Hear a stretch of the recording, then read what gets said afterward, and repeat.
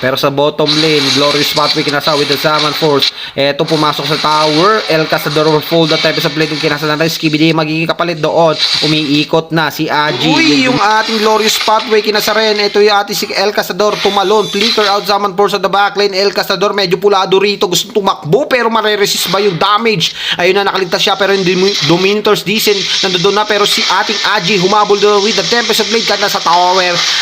Nasa torre kayo. Skibidi will fold that, ladies and gentlemen. Isusunod si Deju. Si Kage nandoon, shadow kill, pero hindi niya kaya makapag-burst dito. Kailangan niyang umaltras dahil si Kage ay tutumba. Si Alicia mukhang gustong kumuha, umistil, pero may retry coming from Aji. Clean retry yun mga kaibigan. Si Alicia medyo naipit pero yung primal rat inilapag pero with that combi gusto magtipi pero tatlo ang kanya kaharapin. Ito na nga po ang ating Zaman Force nilapag na rin pero Kage napakabilis ng kanya kamay. Kage gusto tumakbo pero si Reyra nandoon, hinabol siya. Kage will pull down, isusunod sana si Alicia pero medyo malayo siya doon. Si Aji nandoon, Tempest of Blade pinasok hanggang tower pero primal rat ikinasa. Kala niya makunat siya pero hindi, mabibigyan kita. Ayun na ang pagkamatay ni Alicia.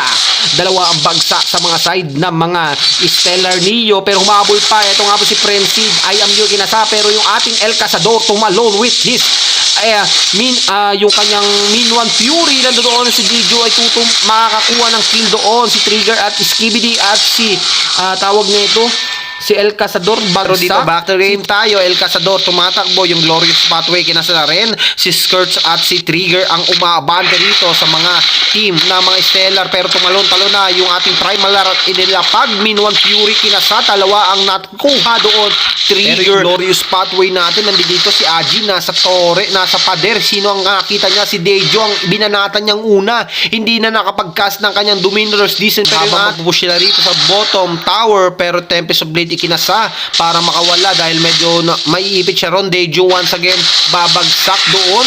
Glorious Pathway yung ating Zaman Force ikinasa na rin. Dalawang bagsak sa mga side ng Stella. Tatlo na mga kaibigan. Alicia will fall down pero 5 pa rin ang nananatiling buhay sa side ng mga Tasmania at ididiretso nila rito. Ito na ang pagbawi at ayun na nga ang pagwawagi ng mga Tasmania main. Grabe na ito. Grabe. Ayun na ang sinasabi natin.